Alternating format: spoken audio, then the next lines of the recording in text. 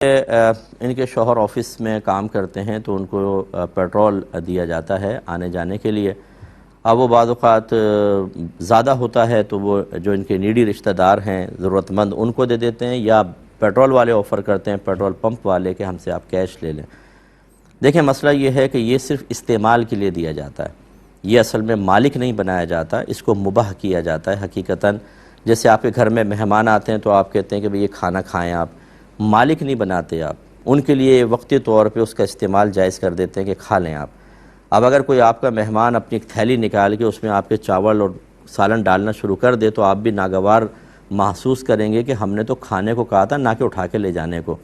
تو یہ جو عموماً آفیسز کے رولز ہوتے ہیں وہ یہ ہوتے ہیں کہ آپ چونکہ آتے جاتے ہیں تو وہ آپ کو آنے جانے کا پیٹرول فراہم کر رہے ہیں، تو وہ آپ اگر بچ جاتا ہے تو پھر وہ کمپنی کو ہی دینا چاہیے، آپ کو خود یوز نہیں کرنا چاہیے، نہ اس کو بیچنا، کیونکہ آپ کا مال نہیں، آپ کے استعمال کے لیے دیا گیا ہے، آپ کو مالک نہیں بنایا گیا۔ اور جب مالک نہیں بنایا گیا تو آپ اس کا کیش بھی نہیں لے سکتے، کیونکہ چیز وہی بیچ سکتے ہیں جس کے اوپر آپ کی ملکیت ثابت ہو جائے،